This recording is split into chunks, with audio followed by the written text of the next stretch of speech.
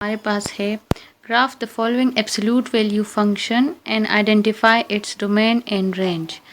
Function given है absolute value function और इसका हमने ग्राफ ड्रा करना है और उसके बाद फिर डोमेन और रेंज भी फाइंड करना है। तो ग्राफ ड्रा करने के लिए हमारे पास पॉइंट्स लेना ज़रूरी है। हम वो पॉइंट्स फाइंड करेंगे जिससे हम ग्राफ ड्रा कर सके।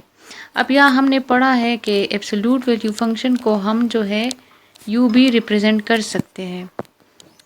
यहाँ पर हमारे पास वो फंक्शन आ जाता है और यहाँ पर कंडीशन होती है हमारे पास if 3x + 4 is greater than और इक्वल टू 0 और यहाँ पर माइनस में हो ये फंक्शन हम लिख लेते हैं माइनस के साथ और कंडीशन होती है if 3x + 4 is less than 0।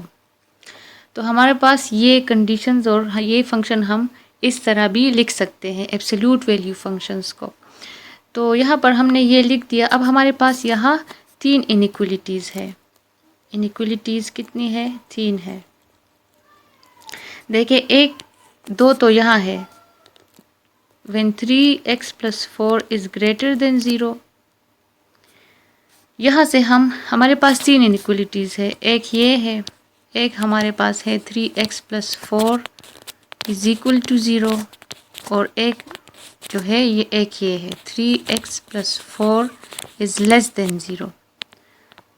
तो ये 3 इनइक्वलिटीज़ है हमारे पास और यहाँ पर हम पॉइंट्स फाइंड आउट कर लेते हैं इन तीनों से कि हमारे पास x क्या आ जाता है। देखिए यहाँ पर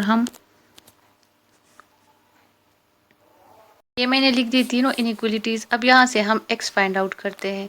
यहाँ से करेंगे तो 3x रह जाएगा और 4 उधर शिफ्ट हो जाएगा तो ये -4 बन जाएगा। अब डिवाइडेड बाय 3 कर ले तो रह जाएगा 3 इधर शिफ्ट कर ले तो यहाँ डिवाइड हो जाएगा। तो एक x हमारे पास ये आ गया when x is greater than -4/3। अब यहाँ से कर लेते हैं हम तो यहाँ से भी हमारे पास ये -4 वहाँ शिफ्ट हो जाएगा और यहाँ पर x मल्टीप्लाई हो रहा है उधर डिवाइड हो जाएगा -4/3। एक पॉइंट हमें ये मिल गया। अब यहाँ से भी फाइंड आउट कर लेते हैं तो यहाँ भी हमारे पास इधर ये 4 शिफ्ट हो जाएगा तो -4 बन जाएगा और यहाँ पर x यहाँ जो है x जो है अकेला रह जाएगा और -4 डिवाइडेड बाय 3। एक ये x आ गया हमारे पास। अब हम बना देते हैं एक टेबल जहाँ पर हम तमाम उन पॉइंट्स को मेंशन कर ले जिससे हम ग्राफ बना सके। अच्छा, हम यहाँ कुछ पॉइंट्स लेंगे ताकि हमारे पास x और y की वैल्यूज़ आ जाए और हम फिर उससे ग्राफ बना लें। यहाँ पर हमारे पास होंगी x की वैल्यूज़ यानी डोमेन और यहाँ पर y की वैल्यूज़ यानी रेंज। अच्छा, अब यहाँ जो है एक ये है when x is greater than -4/3। 4/3 असल में इक्वल है -4/3 जो है इक्वल है -0.33 जब आप कैलकुलेटर में कर ले। ठीक है, तो 0 हम मिड में लिख लेते हैं। तो यहाँ हमें दिया गया है कि x जब ग्रेटर हो -0.33 से जब फाइंड करेंगे तो हम इन कंडीशन से फाइंड करेंगे। तो एक कंडीशन तो है कि x हमारे पास ग्रेटर हो -4/3 से, तो हम -4/3 से कुछ बड़ी वैल्यूज़ ले लेते हैं। 1 या 2 वैल्यूज़ हम इससे बड़ी ले लेते हैं।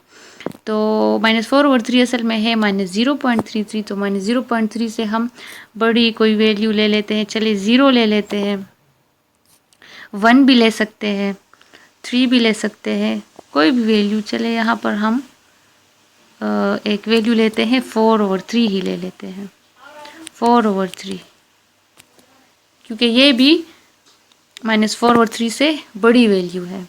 5 भी ले सकते हैं, 4 भी ले सकते हैं। यहाँ चले 5, ये तो मैंने बहुत बड़ी ले ली, हम चले ये 3 ले लेते हैं, 3।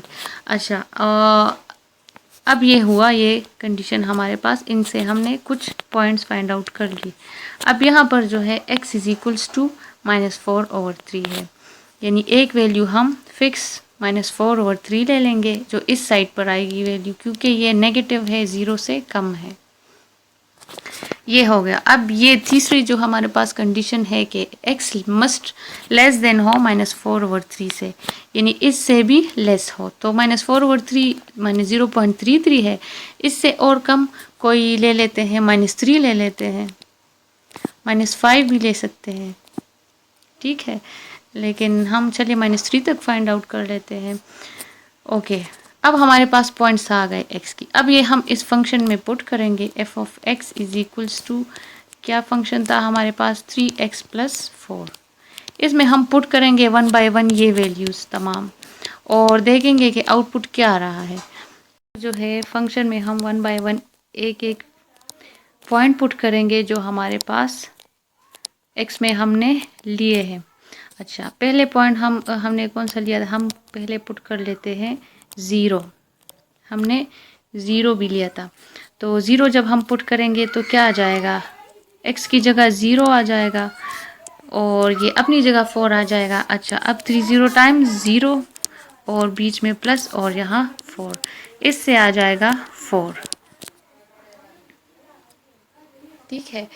तो जब 4 आ जाएगा हमारे पास, तो इससे आएगा +4, क्योंकि यहाँ हमारे पास एब्सोल्यूट है और यहाँ पॉजिटिव नेगेटिव दोनों वैल्यूज़ पॉजिटिव बन जाती है। ये हमारे पास आ गया 4। अच्छा, दूसरा पॉइंट हमारे पास था 4/3। 4/3 हम पुट कर लेते हैं x की जगह, जहाँ जहाँ x है हम वहाँ 4/3 पुट कर लेंगे। यहाँ पर ये 3 कैंसिल हो जाते हैं और 4 + 4 आ जाता है 8, ये भी +8। ये हमें मिल गया दूसरा पॉइंट y। अच्छा, फिर तीसरा पॉइंट हमने कौन सा लिया था, 3 पुट कर लेते हैं अब x की जगह। अच्छा, अब ये 3 × 3, ये 3 टाइम 9 + 4, इससे आ जाएगा 13। ये मिल गया तीसरा पॉइंट।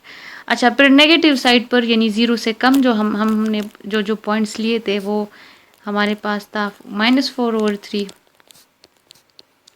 तो -4/3 भी पुट कर लेते हैं यहाँ पर इस फंक्शन में।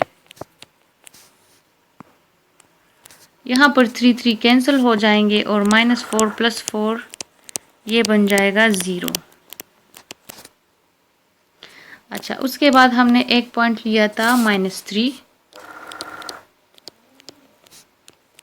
और x की जगह हम पुट कर लेते हैं -3,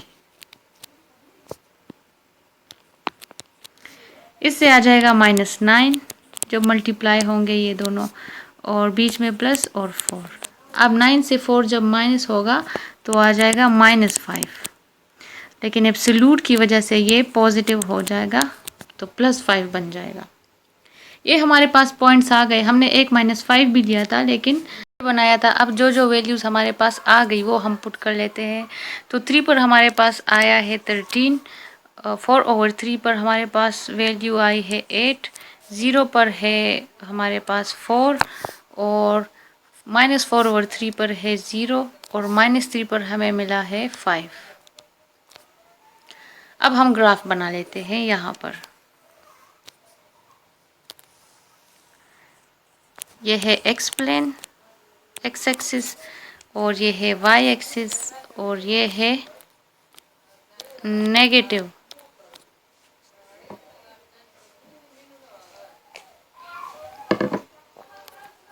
तो जो वैल्यूज़ हमारे पास यहाँ x पर है वो हम यहाँ लिख लेते हैं। तो यहाँ पर है 0, फिर 0 से बड़ी जो वैल्यूज़ है ये 4/3 है जो 0.33 है। तो लेट्स सपोज 4/3 0.33 यानी 4/3 यहाँ पर लाई कर रहा है, और 3 हमारे पास ये अगर 1 बन जाए, ये 2 बन जाए, तो लेट्स सपोज ये 3 है। ओके, अब यहाँ पर हमारे पास जो वाई एक्सिस है, वाई एक्सिस पर हमारे पास ये भी हो जाएगा 1, ये 2, ये यहाँ पर 3,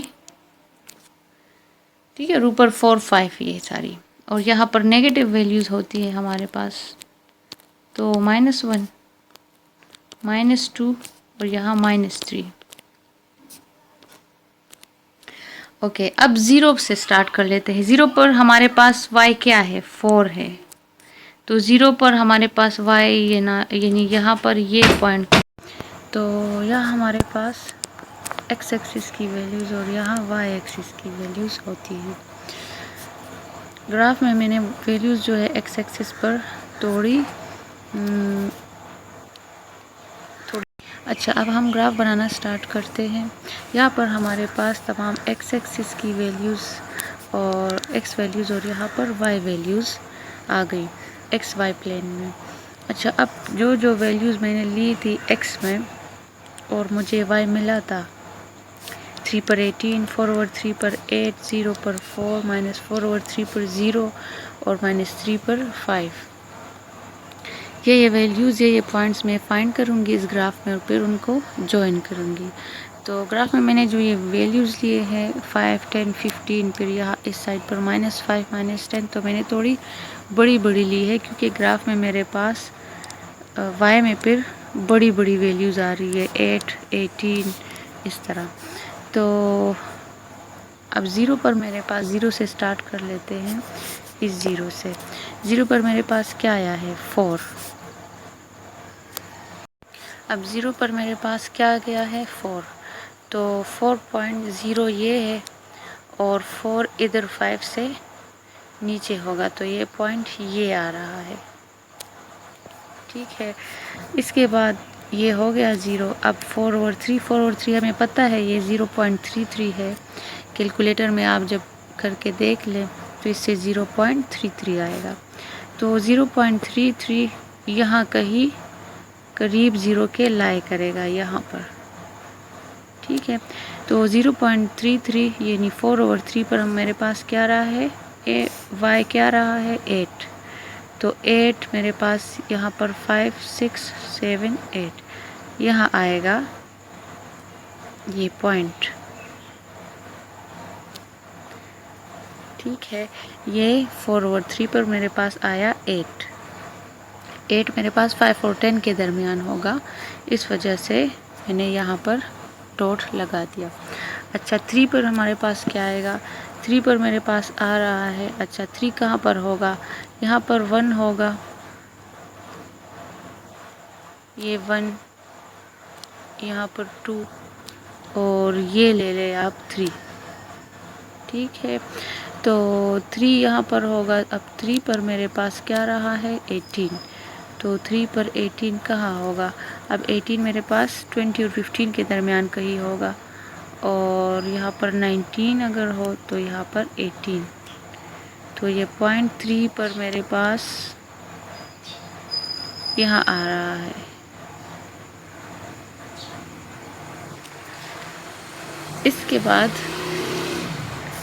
इसके बाद मैंने जो पॉजिटिव वैल्यूज़ ले ली, अब नेगेटिव की तरफ आ जाते हैं।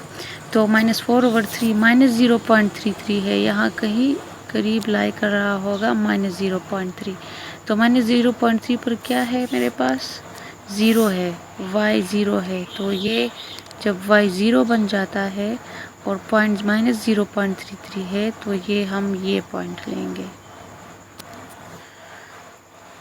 अच्छा, ये भी हो गया। फिर -3 पर मेरे पास आ रहा है 5, तो -3 अब कहाँ है, x एक्सिस पर, -3 -5 से इस साइड पर होगा, यहाँ पर 1 आ जाएगा, यहाँ पर 2, यहाँ पर -3, यहाँ आप -3 ले लें। तो -3 पर क्या रहा है मेरे पास, 5, और 5 ये है y एक्सिस पर, तो ये आ जाएगा ये पॉइंट।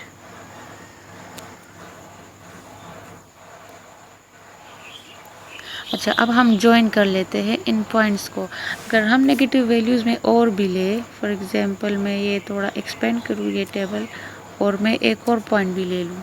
चले हम अगर ले ले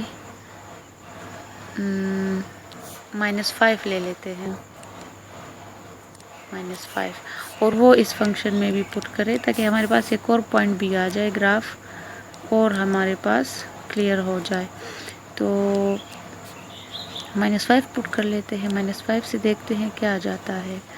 x की जगह -5 पुट कर ले, इससे आएगा 35 टाइम्स 15 और +4। 15 से जब 4 जाएगा माइनस होगा तो क्या आ जाएगा 11, और माइनस भी साथ होगा क्योंकि 15 के साथ माइनस है। तो ये -11 से हो, क्योंकि इस पर ये एब्सोल्यूट है तो ये माइनस पॉजिटिव होकर 11 हो जाएगा। तो -5 पर अगर मैं यहाँ पर -5 ये पॉइंट लूँ तो -5 पर मेरे पास क्या आ गया 11 आ गया। तो -5 पर क्या रहा है 11। अब 11 y एक्सिस पर क्या होगा, -5 ये है और 11 10 से इस साइड पर होगा 11। तो -5 पर ये पॉइंट आ रहा है, ये पॉइंट। और इस तरह ये अगर नेगेटिव में हम जितनी भी वैल्यूज़ ले तो ये पॉइंट्स इस तरह आते जाएंगे, यानी मतलब। और यहाँ पर अगर पॉजिटिव वैल्यूज़ लूँ तो ये ग्राफ इस तरह, तो ये में हमारे पास इस तरह बन रहा है। अगर हम ये ज्वाइन करें ये ग्राफ इस तरह आ रहा है वी शेप में, इस तरह, ठीक है। तो ये हमारे पास इस फंक्शन का ग्राफ बन गया।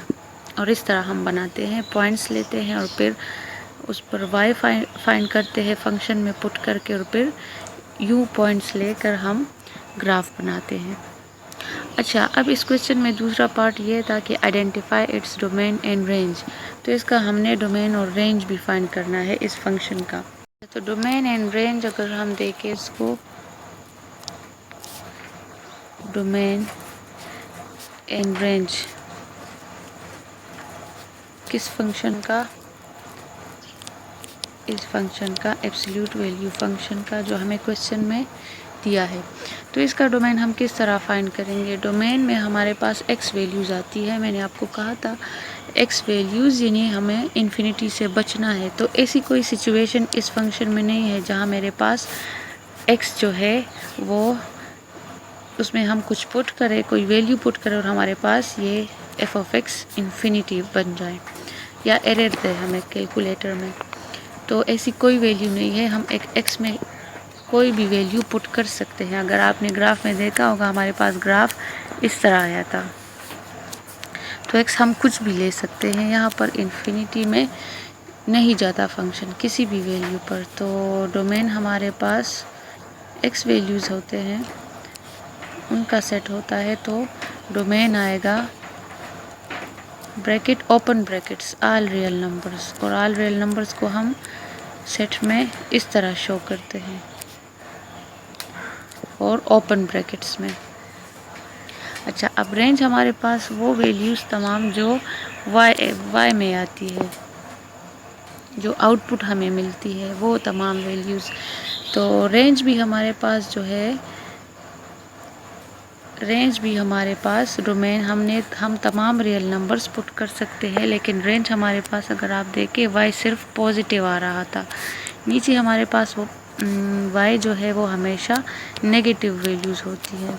तो जिस तरह हमारे पास x एक्सिस में इस साइड पर नेगेटिव वैल्यूज़ होती है, इस प्लेन पर इस साइड पर x एक्सिस के, सिमिलरली y एक्सिस में भी ऊपर पॉजिटिव वैल्यूज़ होती है और ये वाला जो y एक्सिस का साइड होता है ऊपर पॉजिटिव और नीचे नेगेटिव होती है। तो यहाँ पर अगर हम प्लेन को देखें, रेंज में हमारे पास चूँकि हम y एक्सिस को देखते हैं, उसकी वैल्यूज़ को देखते हैं, तो यहाँ भी अगर हम वाई एक्सिस को देखें तो ग्राफ हमारे पास नीचे नहीं आ रहा। अगर नीचे आया होता तो फिर रेंज में हमारे पास नेगेटिव वैल्यूज़ भी होती, लेकिन ग्राफ से देखकर भी हमें पता चल जाता है कि ये ग्राफ तमाम पॉजिटिव रियल नंबर्स पर बन रहा है वाई एक्सिस के। तो रेंज हमारे पास होगा पॉजिटिव रियल नंबर्स के लिए हमारे पास हम मैथमेटिकली हम सेट में इस तरह शो करते हैं। इन्फिनिटी का मतलब है यानी ज़ीरो से लेकर तमाम पॉजिटिव रियल नंबर्स, लेकिन इन्फिनिटी में हम यहाँ ओपन ब्रैकेट लगा लेते हैं और ज़ीरो में ये क्लोज, यानी कि ज़ीरो भी हम पुट कर सकते हैं। तो यहाँ पर हमने रेंज भी फाइंड कर लिया वाई एक्सिस से, और डोमेन हमने फाइंड किया एक्स एक्सिस की वैल्यू से, क्योंकि हम इस फंक्शन में कोई भी वैल्यू पुट कर सकते हैं।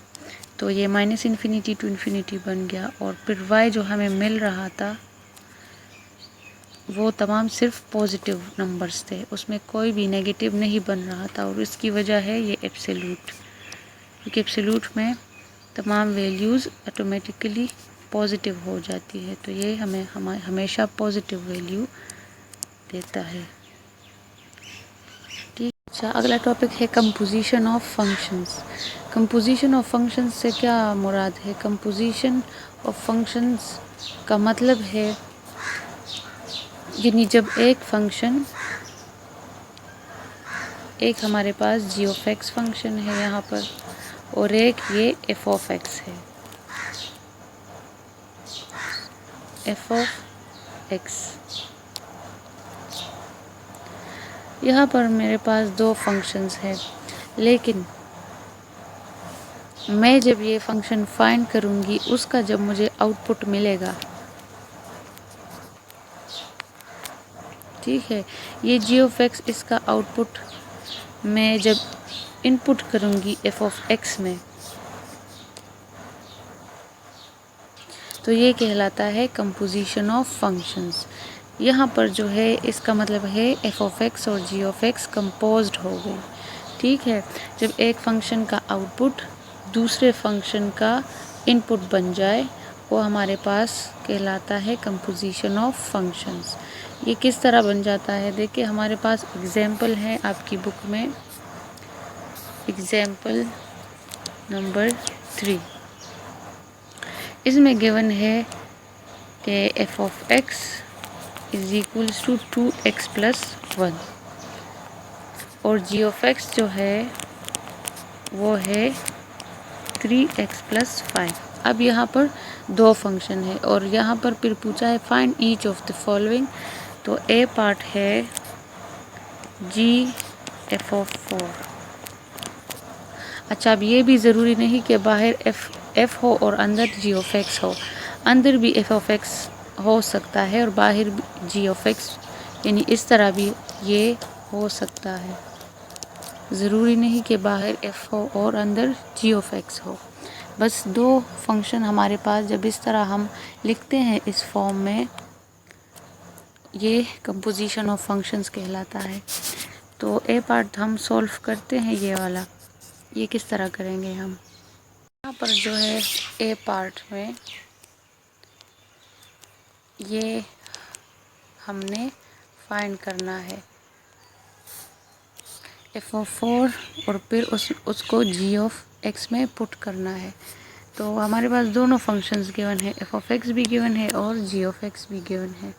तो हमने पहले क्या फाइंड करना होता है? जो ब्रैकेट में अंदर है, ठीक है, एक्स की जगह ये एक्स होता है, जी ऑफ एक्स है ये पूरा। तो एफ ऑफ 4 पहले फाइंड कर लेते हैं हम। एफ ऑफ 4 का क्या मतलब है कि इस एफ ऑफ एक्स में आप एक्स की जगह 4 पुट कर लें, जहाँ जहाँ एक्स है वहाँ आप 4 पुट कर लें। तो एक्स की जगह पुट कर ले 4, और ये बाकी वैल्यूज़ इसी तरह आ जाएंगी। अच्छा, 2 4 टाइम्स 8 बन जाएगा और प्लस 1, इससे आता है अंडर द रूट 9, और अंडर द रूट 9 से आता है 3, स्क्वायर रूट से आता है 3। तो ये एफ ऑफ 4 फाइंड हो गया। अब इसको हमने पुट करना है जी ऑफ एक्स में, जी में पुट करना है जी ऑफ एक्स में। जी ऑफ एक्स क्या है, ये वाला फंक्शन है। तो जी ऑफ एक्स में आप पुट कर ले एफ ऑफ 4। अच्छा, तो जी ऑफ एक्स क्या है, ये फंक्शन है 3 है, और एक्स को आप छोड़ दें, और ये बाकी मैंने जी ऑफ एक्स लिख दिया। अब एक्स की जगह हमने एफ ऑफ 4 पुट करना है। एफ ऑफ 4 क्या गया था, 3 कर दिया मैंने पुट एफ ऑफ 4। अब यहाँ पर आएगा 3 3 टाइम्स 9 और प्लस 5, और यहाँ से आएगा 14। तो इससे आ गया अंडर द रूट 14।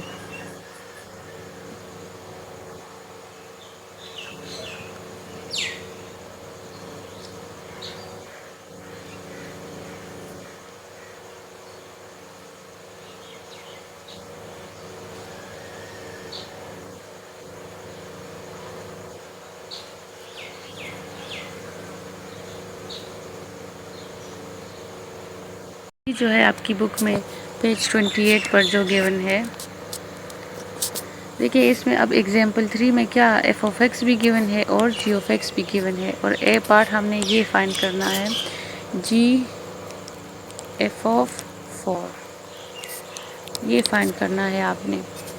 तो इसमें हमारे पास यहाँ ब्रैकेट में जो कुछ मौजूद होता है हम पहले ये फाइंड करते हैं। तो ये क्या है, एफ ऑफ 4, तो पहले फाइंड करते हैं एफ ऑफ 4। इससे आएगा हमारे पास ये फंक्शन जो है एफ ऑफ एक्स, इसमें हम जहाँ जहाँ पर x है वहाँ 4 पुट कर लेते हैं, तो एफ ऑफ 4 आ जाएगा। तो यहाँ पर 2 है, x में आप 4 पुट कर लें और प्लस 1 है, सॉरी ये -1 है, दिस इज़ -1, -1 आ गया। अब इसको सॉल्व कर ले, 2 4 ज़ार 8 और -1 है, इससे आ गया 8 -1 से 8 और -1 बन गया 8 -1 से आ गया 7। अच्छा, अब एफ ऑफ 4 फाइंड हो गया। अब इसको जी ऑफ एक्स में हमने पुट करना है इस पूरे फंक्शन में। तो जी ऑफ एक्स हमारे पास क्या गिवन है, ये वाला फंक्शन, ठीक है।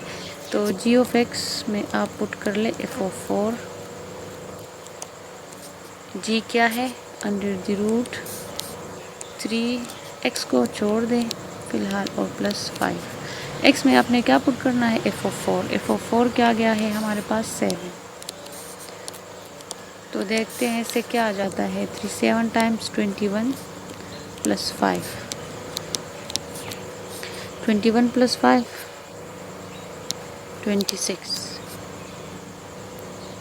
तो ये हमारे पास पार्ट ए का आंसर है। तो हम इस तरह एक फंक्शन को फाइंड करके दूसरे में पुट कर लेते हैं। तो एक फंक्शन का आउटपुट, अब इसमें आउटपुट क्या है, इस फंक्शन का आउटपुट हमने पुट कर लिया इसमें जी में, तो इसका आउटपुट बन गया इसका इनपुट, किधर पुट हुआ, यहाँ।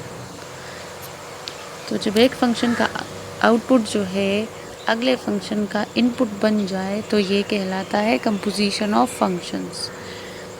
तो इसी तरह पार्ट बी भी है इस एग्जाम्पल का। यहाँ पर पार्ट बी एग्जाम्पल नंबर 3 का है एफ और जी ऑफ 4। जी ऑफ 4 हमने फाइंड करना है और फिर उसको हमने एफ ऑफ एक्स में पुट करना है, और दोनों फंक्शंस ये गिवन है। तो सॉल्यूशन है, पहले हम जो ब्रैकेट में है वो सॉल्व कर लेते हैं, वो है जी ऑफ 4। अच्छा, जी ऑफ 4 का मतलब है कि जी ऑफ एक्स में जहाँ जहाँ पर x है वहाँ आप 4 पुट कर लें। तो जी ऑफ 4 क्या आएगा, यही फंक्शन आएगा, और x की जगह आप पुट करेंगे 4, क्योंकि यहाँ पर 4 गिवन है और ये क्वेश्चन में दिया है। अच्छा, तो 4 3 टाइम्स 12 प्लस 5, इससे आता है 17।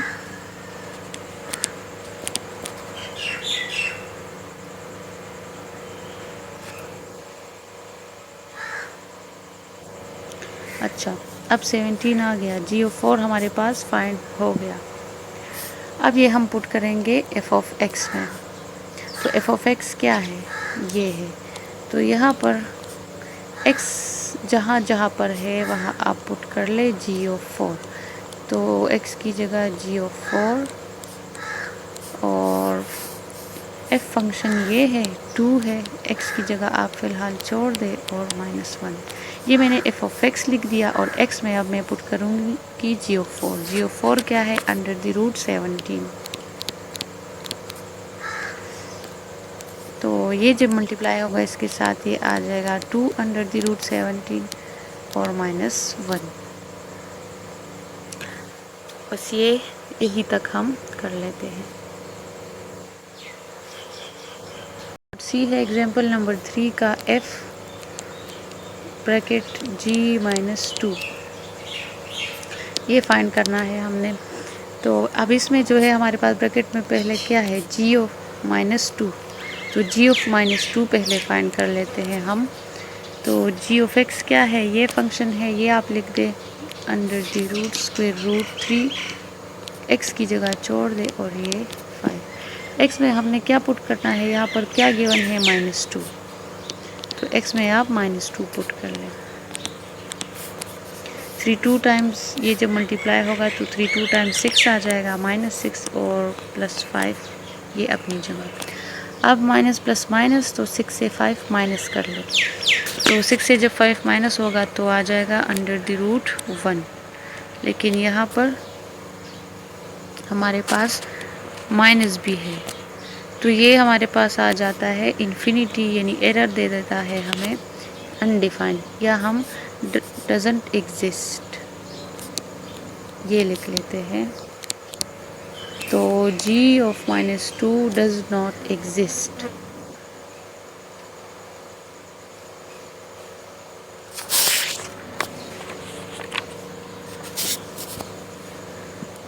तो इसका मतलब है कि -2 इसके डोमेन में शामिल नहीं है, हम -2 पुट नहीं कर सकते। और हमें क्वेश्चन में दिया है -2, तो ये हम बस इसी तरह छोड़ देते हैं।